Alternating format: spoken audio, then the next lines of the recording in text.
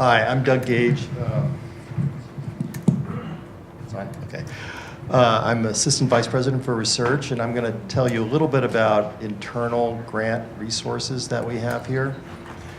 And it's not a completely, I would say, comprehensive list, because there are other resources that appear. Sometimes centers here have some seed money that you might be able to access. So I'm going to really talk about the central resources, and we can talk about, or I'll be happy to answer questions about any other specifics. So before we get into that, I want to talk a little bit about a category of grants you probably haven't thought about much, which are called institutionally limited awards. And these are grants which the institution, MSU, is only allowed to submit a limited number. That might be one, or it might be a handful, or it might be a limited number in particular categories. So our office is responsible for making selections among the various faculty who wish to apply for those awards. And we have I guess the bottom line criterion that we like to use is who's going to have the best chance of being funded. And we try to do it in a fair way. So if there are, depending on the nature of the application, we'll have review committees formed, and we try to do it in a way that there's disciplinary expertise that can evaluate the work. We look at an individual's track record, the nature of their proposal, how well it aligns with the call for the proposal. Because it might be a great idea, but not really aligned with what the funder is looking for. So, and we provide, depending again on the nature of the proposal, extensive feedback. And I guess every year there are a number of federal limited submission grants, and we sometimes it appears that you weren't successful one year, but if you learn enough, you can come back the next year and get it. So that's something we take very seriously. We try to provide enough of a deadline, an internal deadline, which is far enough in advance of the actual external deadline that allows the individuals to have time to prepare a competitive proposal once they're selected. So, sometimes we get a call for proposals.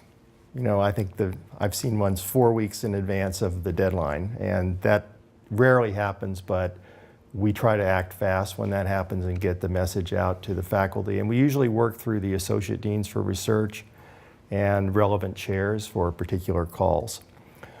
If we have the opportunity, we like to provide, our internal deadline is 8 weeks in advance of the external deadline. So that gives, I think, time for a serious review, but also a chance for the applicants to submit competitive proposals. Now I'm going to move to the internal funding opportunities. And Steve mentioned cisplatin and what that brought to the university. And the MSU Foundation does in fact return some of those proceeds back into the research community in order to sort of stimulate new discoveries, new ideas, new funding opportunities.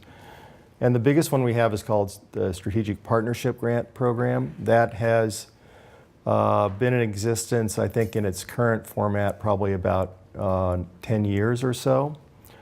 The awards have evolved a little bit. We've sort of now focused them on developing collaborative grants, so providing an opportunity for faculty who maybe haven't had a chance to work together to have some funding so that they can develop some publication record, do some key experiments in order to prepare a proposal in a few years, which has a chance of being successful. And a lot of times in collaborative research grants, reviewers very quickly see through collaborative teams which are kind of papered together. So it's people who have never worked together, somebody, you happen to know somebody who says, oh, I need an expert in this area, and then they're on your grant, but they've never you've never done anything with them, those kinds of collaborations generally are not successful. So I think having an opportunity to actually work together is a very positive thing. We've actually we've done an analysis on the return on investment for this program, and it's about $4 back to the university for every dollar invested. So it's a pretty good deal, and that is doesn't mean everybody hits the big time, but those who do have done very well. So we have people getting $20 million center grants that really has paid off and shows our investment is worthwhile. Just to go back in history a little bit, we used to give out a large number of small grants, so $50,000 or $40,000 grants to individuals, and we did an analysis on that, and the actual return was pretty poor because those monies just got integrated into ongoing activities and didn't really stimulate anything new. So we think this approach is better. It's a very rigorous review process. We have 5 different panels made up of MSU faculty with different disciplinary expertise. As someone asked earlier this afternoon, it's open to all disciplines. I would say there are a lot of sort of STEM disciplines, but social science is absolutely included in this. We have a panel on that does evaluate social science. So initially, we try to make the challenge for the faculty to be very low. So we have very short pre-proposals, which are initially requested, and I think the deadline's coming up in September here. So we don't want to have people spend a lot of time on efforts which aren't going to be successful. So we receive about 40 to 50 pre-proposals a year. The 5 panels do their reviews. They recommend their top proposals to a group of associate deans who then discuss them and then usually pick 12 or so of those to be developed into full proposals. Those are then again reviewed by the same panels, and the final step is a little bit weird. There is actually the MSU Foundation, which is made up of high net worth individuals, shall I put it that way, who very few of them have a science or research background. There are a few guys, I think there was one physicist, but he went immediately to Wall Street and flies in on his private jet for the review every year. And what you have to do is then we would, with these, let's say 5 or 6 proposals which go in front of the MSU Foundation, it's basically you have a chance to pitch your own results and your own ideas to this group. And it's a very, I didn't mean to be too pejorative, they're actually very interested in research and very interested in developing the research enterprise at MSU. And so you have a chance to present it, and they'll pick 3 proposals out of the 6, and we hope at that point whoever wins we're happy with. But it's kind of a strange mechanism for funding, but I think it's been very successful. So yes? Can you elaborate what significant means, like in terms of? Not individual R01 level funding, say, for example. So it's beyond an individual NIH grant. So and it takes many flavors. So we've had, it could be a big center grant, it could be a, program project. We've had a lot of different targets, and there may be several grants around a particular topic. But so there's no prescriptive number. It's just we expect that there's more return on the investment than just a single grant. So Steve also mentioned that we have a program that's dedicated strictly to arts and humanities, and I think this is one of the more enjoyable things I get to do in my job. So again, it's a smaller amount of money available, about $300,000 a year, and we try to add to that on the order of probably another $100,000 on top of that from other sources. And this is an opportunity for people in the arts and humanities to really, who don't have many external funding opportunities to garner some resources to to do scholarship. So again, we have a very rigorous review from a peer review panel. There are, I think in the humanities, it's a little bit challenging because, the humanities are pretty diverse in terms of areas of scholarship. And so if we have someone who's a Chinese literature scholar, they may not, there may not be another Chinese literature scholar on the panel. So we have to evaluate these things from again, a point of view of the benefit to the university that will accrue from this investment. And in this case, it's not necessarily grant resources that return to the university, but reputational benefits. So, it could be a grant like a Guggenheim or something along those lines, but that's really not the objective. The objective is to develop excellence in scholarship. So we have two flavors of these grants. One is around research or development, which is actually producing the scholarship. It might mean travel to an archive in Spain, or it might mean doing other things where you're actually developing the work that's going to end up in a film or a book or an exhibit. And those are around $25,000, often used for course buyouts. But we also have a second category, which is we call exhibition and performance, which is to really sort of bring something to fruition. So that's production of a final book or a resource, an exhibit, or other sort of bringing something to actual completion. So again, it's I think a very rigorous program. And I have to say the faculty, if you're asked to ever serve on one of these panels, it's a great idea because you probably learn what is going to be successful. And that's true of any field, by the way. If you're asked to serve on a review panel, don't resist, because you'll learn what succeeds by doing that. And finally, we have a category. This is for bridge funding for unsuccessful grants or grants that almost made it. And these are selected by the individual colleges. And there is a process. Any faculty member can submit an application. We rely upon the colleges, the college associate deans for research to review those applications.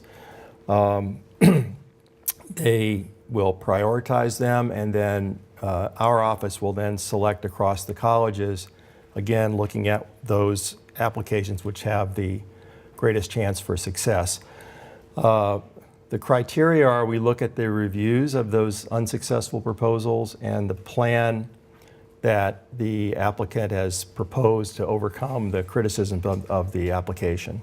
And again, this has had a great return on investment. I think I don't know if it's exactly 50%, but it seems about half of them get funded on the next round. So I think this is something very valuable. It's around $600,000 a year, split equally between the colleges and the vice president's office. And again, wherever we can, we try, if we can, because the value of these programs is such that we really try to find, if there's other money available, we try to add to these efforts. So here are just a snapshot of a few other ones. I'll start at the bottom. So this is, we have an institute on campus called the Clinical Translational Science Institute. They have some seed money for biomedical research, which they have sort of a rolling application for. And I think I'm not sure exactly of the amount, but again, it would be for generating preliminary data. There's no specific requirement other than they're biomedical and focused on translation rather than just fundamental science. There's programs around digital monographs. An interesting one that sort of spans science and the humanities is called S3. Again, it's relatively small grants, but it's a chance for people who sort of are spanning areas to get an opportunity to get some seed money. Business and Social Analytics has a grant, and then I think the the one I'm most involved in is around grants to help develop a commercial potential for ideas that faculty have. And so we have a program that's jointly funded by the state of Michigan and Michigan State that provides funds to take an invention or an idea for a commercial product from sort of early stage to where to a point where it might be of interest to a company to license, or where it might be of worthwhile to set up a startup company to develop that technology. It's a really interesting program. It involves the review panel is made up of both content experts, but also people from the venture world and corporate research. And for each of the awardees, there's a mentor assigned to each person, and so they help really kind of shape the development of the project toward commercial application. So it's not just funding research; it's actually funding taking an idea and moving it into practicality. So those grants are on the order. There are Tier 1 grants, which I think are on the order of $100,000 per year, and they're renewable. And then there are smaller grants called Tier 2 that are around $25,000. So those are, I think, some really interesting opportunities. We started our MTRAC program as focused around agricultural biotechnology, but since in the last 2 years, they've now expanded to access to other hubs around the state, and the money that we would put into this to support your research can go to any of the other hubs. So there's a life science hub, which is a drug discovery hub at University of Michigan, a transportation hub at the University of Michigan, which supports sort of automotive work and mobility work, advanced materials at Michigan Tech, and there's a new medical device center at Wayne State. And so you would have access to any one of those for commercial development. So I think that's it for me, and I'd be happy to take any questions. Yes? Speaking of the open access publication, so is there any funding resource for publishing papers in those open access journals? In which kind of journals? Just open access journals. Usually those are way more expensive. No, we don't really offer page charge support here in most cases. I think that can come from the college and departments sometimes, but we generally don't have a central program for that. Okay. Here's our next speaker is Charlie Hassman.